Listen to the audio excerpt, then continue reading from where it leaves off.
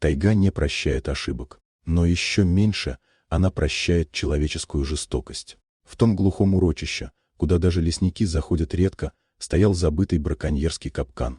Его стальные челюсти сомкнулись 2 недели назад, поймав в смертельный плен молодую рыжую лисицу. 2 недели ада, 2 недели на морозе -30. Лиса уже не боролась. Она лежала на снегу, превратившись в маленький рыжий комок боли. Лапа, зажатая в железе, давно потеряла чувствительность. Она выжила только потому, что ела снег и кору с куста, до которого могла дотянуться. Но силы кончились.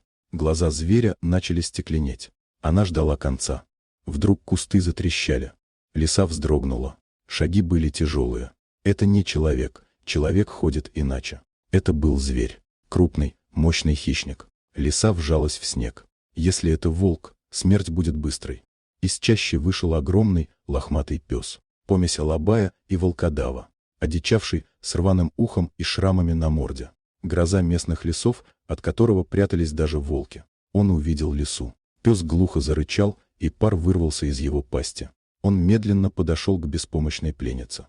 Лиса закрыла глаза, приготовившись к последнему укусу. Но удара не последовало. Вместо этого она почувствовала тепло. Горячее, живое дыхание коснулось ее замерзшей морды. Пес обнюхал капкан, фыркнул и лег рядом. Вплотную. Он не тронул ее. Этот суровый бродяга, который должен был разорвать легкую добычу, почувствовал то, что не подвластно пониманию многих людей — солидарность боли. Он свернулся огромным калачом вокруг маленькой лисы, укрывая ее своим телом от ледяного ветра. Так их и нашел лесничий Андрей Петрович на 3-е сутки. Он увидел странный бугор на снегу.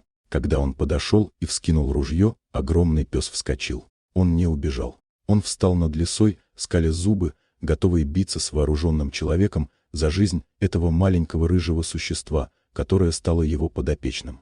Петрович опустил ружье. Он увидел разгрызенные кости рядом.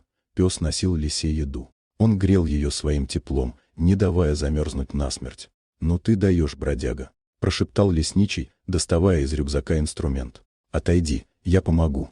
Пес, словно поняв слова, отступил на шаг, но глаз не сводил. Когда капкан разжался, лиса не могла идти. Петрович завернул ее в бушлат, а огромный пес так и шел за снегоходом до самого кордона, охраняя свою подругу.